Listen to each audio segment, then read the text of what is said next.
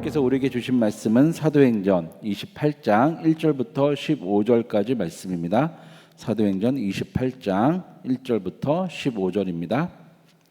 다 같이 교독하시겠습니다. 우리가 구조된 후에 안즉 그 섬은 멜리데라 하더라.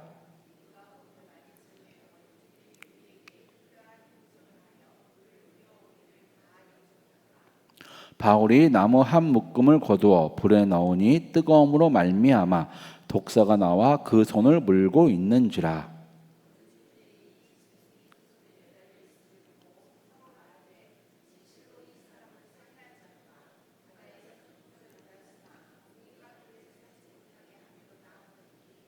바울이 그 짐승을 불에 떨어 버리매 조금도 상함이 없더라.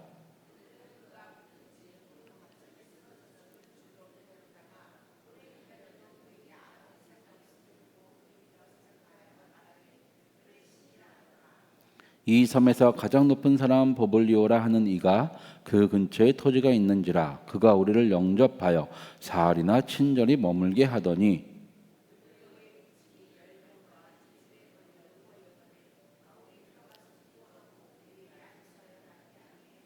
이러므로 섬 가운데 다른 병든 사람들이 와서 고침을 받고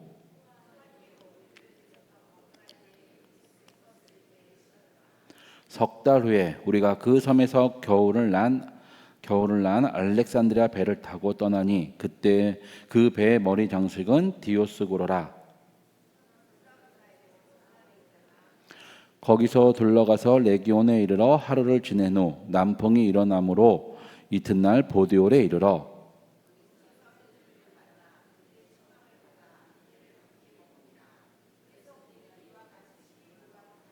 다 같이 읽으시겠습니다. 그곳 형제들이 우리 소식을 듣고 알비오 광장아 트레이스 타르베까지 맞으러 오니 바울이 그들을 보고 하나님께 감사하고 담대한 마음을 얻으니라. 아멘. 예, 바울은 로마로 이제 가게 되었습니다. 2년 동안 잡혀 있다가 드디어 이제 로마 황제한테 상소를 해서 그래서 그 로마 군인의 보호를 받아 배를 타고 로마로 가게 되었습니다. 가다 무슨 일이 만납니까? 유로글로라는 광풍을 만나고 약 2주 동안 조난 당했다가 한 섬에 도착해서 겨우 다 살아나죠. 사실 이 섬이 이들은 어딘지 몰랐습니다.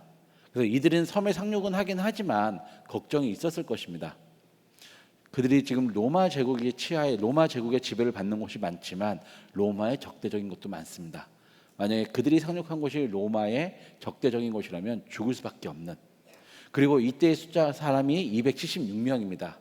아무리 배가 풍랑이 일어 난파되어서 섬에 상륙했다고 하지만 섬 사람들이 볼 때 낯선 사람 276명이 올라오면 적이라고 생각할 수도 있는 거죠. 그래서 죽을 수도 있는데 다행히 그들은 그 섬에서 구원을 받았습니다. 상륙해서 보니까 멜리데라고 하는 섬, 지금의 이제 몰타라고 알 사람들이 이제 얘기를 합니다. 몰타는 이탈리아 그 반도 바로 밑에 쪽에 있습니다. 그러니까 다행히 그 풍랑에 일어서 2주 동안 휩쓸려 갈 때 멀리 가지 않고 다행히 로마 자신이 목적으로 했던 로마 근처 지역으로 왔습니다. 그리고 어떤 일이 벌어집니까? 이 섬 사람들이 그래도 풍랑 당해서 조난 당해서 올라왔다고 동정해서 그들을 맞아들이고 그들이 쉴 수 있도록 마련을 해줍니다. 바울도 몸이 아프지가 않아서 돕는다고 나무를 불러서 불을 태웠죠. 근데 문제는 그 태우는 도중에 겨울이라고 하니까 아마 쉬고 있거나 자고 있던 뱀이 날씨가 뜨거워지니까 나와서 그 불을 이제 지피고 있던 사람을 물었습니다. 그 모습을 본 선 사람들이 놀래죠. 뱀이 물었으니까 곧 죽을 것 같은데 죽지도 않습니다. 아무 일도 없습니다. 사람들은 그를 보고 저 사람 바울은 신이라고 이야기를 하죠. 바울은 거기에 상관하지 않고 그냥 거기에 머물러 있습니다. 그러다가 일이 발생합니다. 그 섬에서 가장 높은 사람 보블리오의 아버지가 아팠고 마침 그 사람은 그 270명이 상륙한 곳에 땅에 있다고 그곳에 머물게 해서 호의를 베풀던 사람이라 가서 그 사람의 병을 낫게 합니다. 아버지의 병을 안수와 기도함으로써 낫게 하죠. 그 모습을 보고 사람들은 더 놀랍니다. 그 전에 뱀에게 물려서도 죽지 않았던 일이 있고 어떠한 아픔도 없었고 붙지도 않고 쓰러지도 않았는 그 놀라운 일도 경험했던 차에 아버지의 병, 어느 누구도 그 병에 있는 어느 누구도 낫게 할 수 없던 그 병을 낫게 함으로 많은 사람들은 더 놀래고 그에게 가면 살아난다. 그래서 그에게 가서 많은 환자들을 데리고 와서 병을 낫고 치료하게 합니다. 그리고 그 사람들은 거기에 감사했는지 그곳에서 겨울을 날 수 있도록 그들에게 필요한 물품을 제공합니다. 그리고 겨울이 지난 뒤에 배를 타고 그 섬을 떠나죠. 사실 이들은 이 섬에 도착하지 않은 이 섬에 난파돼서 상륙할 이유도 없었습니다. 27장에서 무슨 일이 있었습니까? 로마를 가게 되면서 그 배를 타고 가고 결정되면서 가는 도중에 27장 7절에서 이렇게 얘기합니다. 풍세가 더 허락하지 아니하므로. 무슨 얘기입니까? 그 당시 배는 움직이려면 돛에 바람을 불어서 가고 심하게 전투선에 한해서만 노를 지었기 때문에 상선입니다. 전투선이 아니라 상선이기 때문에 돛에 바람을 받아서 가죠. 근데 바람이 심해서 더 이상 항해할 수 없다라고 이야기를 합니다. 바울은 그 모습을 보고 좀 이상해서 이야기합니다. 우리가 이번 항해가 화물과 배만 아니라 우리의 생명도 타격을 받을 것 같다. 27장 10절에서 이렇게 얘기합니다. 그래서 우리가 지금 머물러 있는 이곳에서 겨울을 나자라고 이야기를 하죠. 사실 백부장은 그 이야기를 들으면 나을 수도 있었는데 백부장은 바울의 말보다는 선장과 선주의 말을 듣습니다. 이들이 타고 가던 배는 화물선입니다. 상선이죠. 즉 이익이 우선입니다. 선장과 선주, 아마 이들은 오래된 배를 탔기 때문에 바람이 지는 걸 보면 그 다음에 무슨 일이 일어날지 예측할 수 있는 뱃사람이었습니다. 그럼에도 이들은 그들의 목숨보다 이윤이 우선이었기 때문에 지금은 괜찮으니 아직 풍랑이 크게 일 때가 아니라고 생각했는지 출발하자고 했고 그 백부장 율리오도 그 의견을 듣고 출발했죠. 원래 이 로마로 가는 여행은 바울이 처음부터 계획했고 하나님도 그에게 약속했습니다. 너가 로마에 가서 황제 앞에 서고 그에게 복음을 전하기까지는 내가 널 지켜주겠다. 그래서 로마로 가는 일정은 그에게 있어서 하나님의 뜻이었고 하나님이 지켜주실 거라는 확신이 있었습니다. 그리고 가는 도중에 아무리 그가 하나님의 확신이 있어도 그도 사람이었고 그도 1차 전도 여행 때는 배를 타고 전도 여행을 갔기 때문에 그래서 바람이 치는 걸 보고 배가 못 나가는 걸 보고 또 그 시기가 겨울인 것을 보고서 그도 항해의 어려움을 깨달았을 거고 그래서 가지 말자고 이야기했을 것인데 그 율리오는 바울의 말보다 뱃사람이 아닌 바울의 말보다는 뱃사람이라고 단지 이익에 관심이 더 컸던 뱃사람의 말을 듣고 출발했던 것입니다. 우리의 인생도 마치 제가 보면서 이 바울의 항해가 로마까지의 항해가 우리의 인생 같았습니다. 우리도 인생을 살면서 여러 가지 계획을 세웁니다. 그리고 그 계획을 놓고 하나님께 열심히 기도를 합니다. 그리고 그 일이 순조롭게 진행되는 것을 보고 하나님의 뜻이라고 생각할 때가 많죠. 문제는 그 하나님의 뜻이라고 생각하고 하나님의 일이라고 하나님이 허락하셔서 하고 있다라고 하는 그 일에도 우리가 예상치 못한 난관이 닥쳐옵니다. 그때 그 난관이 닥쳐올 때 어떻게 해야 될까요? 어쩌면 그 난관은 하나님의 시련이 아닌 하나님의 뜻일 수도 있습니다. 잠시 멈추어라. 지금은 잠시 멈추는 것이 좋을 것이다 라고 하는 하나님의 뜻일 수도 있습니다. 시련이 아니고 잘못했다는 뜻도 아닙니다.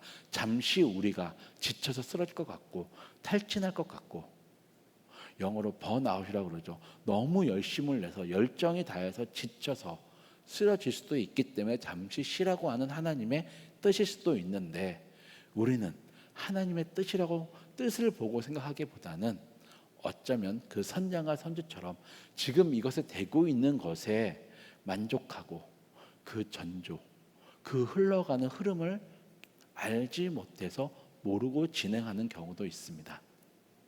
그래서 만나는 것이 무엇입니까? 하나님의 뜻에 따라 멈추는 것이 좋을 수도 있었지만 선장과 선주의 말을 따라 진행되었을 때 나타나는 일, 바로 광풍, 혼란입니다. 그래도 하나님이 구원해 주셔서 그들에게 호의적인 곳에 도착했고, 그곳에서 바울은 어떤 일이 일어납니까? 사람들에게 놀라운 기적과 이사를 보여주게 됩니다. 이 기적과 이사, 바울에게는 일상적인 일이었습니다. 그리고 바울에게는 너무나 쉬운 일이었습니다. 왜냐하면 약 몇십 년 동안 전도 여행을 다니면서 경험했던 일이고 일어났던 일이었기 때문에 그 병을 낫게 하는 것, 그것은 쉬운 일이었습니다. 근데 그것을 접하는 사람에게는 놀라운 일이었죠. 그것 때문에 일어난 일이 무엇입니까? 바로 그가 겨울을 그 섬에서 날 수 있게 되는 사람들의 호의였습니다. 광풍을 만나고 모든 것을 다 잃었습니다. 그 배도 살아나기 위해서, 사람을 살리기 위해서 그 배에 신었던 모든 것들을 다 버렸습니다. 그 얘기는 식량도 버렸고 그들이 팔아야 될 물건도 버렸다는 얘기입니다. 그 섬에 상륙한 바울을 포함한 276명에게는 오직 몸뚱이밖에 없습니다. 그들이 그 섬에서 살려면 그들에게는 뭔가 해야 될 돈이라든지 아니면 직업이 필요하고 일할 곳이 필요한데, 다행히 어떻게 된 것인지 그 일, 뱀에게 물려도 아프지도 않고 쓰지도 않은 그 일과 함께 높은 사람, 그 사람에서 가장 높은 보불료의 아버지를 치료해준 일 때문에 많은 사람들이 그에게 더 깊은 호의를 느꼈고, 그들이 겨울을 날 수 있도록 쓸 물품들을 가져와 주었습니다. 우리는 여기서 볼 수 있는 것이 무엇입니까? 바로 예상치 못한 하나님의 도움입니다. 비록 우리는 우리 뜻대로 우리 마음대로 일을 진행하고 그로 인해서 더 큰 시련과 더 고난을 당할 수도 있지만, 그럼에도 하나님은 우리가 예상치 못한 곳에서 하나님의 도움을 준비하셨고 그 도움을 우리에게 주신다라는 사실입니다. 그리고 겨울이 지난 뒤 그들은 그 섬에 있던 또 다른 배를 타고 로마로 출발해서 무사히 그 여정을 마쳤습니다. 15절에 이렇게 얘기합니다. 알비오 광장과 트레이스 타베르네까지 도착했다고 합니다. 그러자 바울의 친구들이 왔고 그 모습을 보고 바울은 담대함을 얻었다고 하죠. 이 트레이스 타베르라는 곳은 로마에서 약 한 45에서 50km 정도 떨어진 곳으로서 배를 타고 로마를 가기 위해서 도착하는 항구에서 들어가는 관문, 여관과 같은 곳입니다. 그래서 많은 사람들이 그곳에 도착하면 로마에 다 도착했다라고 이야기를 합니다. 왜냐하면 거기서 로마까지 가는 것은 어떤 어려움도 없고 도적도 없고 그들을 해할 수 있는 어떠한 세력도 없기 때문에 로마가 꽉 잡고 치안을 유지했던 곳이기 때문에 그곳에 도착하면 로마에 다 도착했다고 사람들이 안심하던 곳이었습니다. 바울도 비록 그 여러 가지 상황과 여러 가지 어려움 속에서 했던 그 항해, 그 로마로의 여정이 무사히 마치게 됨을 보고 그는 다시 한번 담대함을 얻은 것입니다. 하나님이 자신이 약속하신 대로 나를 지키셔서 이곳에 로마에 도착했구나. 이 이후의 일도 하나님이 지켜주실 것이구나. 그는 그 확신을 얻었고 그래서 담대할 수 있었습니다. 잠언서에서 이렇게 얘기합니다. 사람이 그 길을 계획할지라도 그 길을 인도하시는 분은 하나님이시라고. 그 이야기는 우리에게도 책임이 있다라고 이야기합니다. 그 길을 계획하기 위해서 우리는 준비를 해야 됩니다. 그리고 우리의 힘으로 그 길을 가야 됩니다. 그럼에도 한 가지 중요한 사실이 있습니다. 길을 인도하시는 분은 하나님이라는 사실입니다. 이 이야기는 하나님이 가라고 하면 우리는 가고 멈추라고 하면 멈춰야 됩니다. 때로는 나의 힘으로 우리의 생각으로 볼 때 조금만 더 가도 될 것 같습니다. 아직까지는 큰 고난도 어려움도 닥쳐올 것 같지 않습니다. 비록 닥쳐올 것 같은 전조를 보고 우리가 깨달았을지라도 바울이 풍세를 보고 갈 수 없음을 보고 더 가면 배하고 화물뿐만 아니라 우리도 타격을 입을 것 같다고 이야기하고 바울이 그 전조를 받음에도 우리는 조금만 더 가면 지금은 큰 것 같지 않아서 갈 수 있다라고 하는 선장과 선조처럼 우리도 그렇게 할 때가 있습니다. 우리가 바울이 될 수도 있지만 선장과 선조가 될 수도 있고 그 두 가지 마음 속에서 결정을 해야 되는 율리오가 될 수도 있습니다. 그때 어떻게 해야 될까요? 우리는 바울이 되어야 합니다. 나의 힘, 나의 능력으로 가는 것이 아니라 하나님의 힘, 하나님의 뜻, 하나님의 계획, 하나님의 시간표대로 가야 됩니다. 그렇게 하기 위해서는 어떻게 해야 될까요? 그 배를 타고 가는 유라굴로를 만나서 헤매는 그 14일, 2주 동안의 시간 동안 바울은 무엇을 했습니까? 어려움 속에서 잘못하면 죽을 수도 있는 상황, 배가 너무 흔들려서 아무것도 먹을 수 없는 그 상황 속에서도 바울은 기도하고 묵상하고 하나님과 교제했습니다. 그래서 27장 후반부에서 뭐라고 얘기합니까? 내가 믿는, 내가 속한 그 하나님께서 나에게 말씀하셨다. 여기 있는 모든 생명을 나에게 주셨다. 그 이야기는 무엇입니까? 하나님이 나를 지켜주시기 때문에 나에게 속한 이 배에 탄 모든 사람의 생명도 문제없다라고. 그 2주 동안 바울은 하나님께 묵상했습니다. 많은 사람들이 죽는 것 아니냐 걱정할 때 그는 죽음보다도 하나님께 기도했습니다. 우리가 해야 될 것은 그 어려움 속에서도 오늘 본문처럼 하나님의 도움이 올 때까지 기다리기 위해서, 그리고 확신을 갖기 위해서는 기도해야 됩니다. 그리고 하나님의 뜻을 알게 됐다면 우리는 그 뜻에 순종할 때, 순명할 때 어려움 속에서도 하나님이 예비하신 오늘의 본문처럼 그 도움을 받게 됩니다. 우리의 삶 속에서, 오늘 하루의 삶 속에서, 그리고 앞으로의 삶 속에서 이런 선택의 갈림길에서 기도하는 여러분이 되기를 소원합니다. 소망합니다.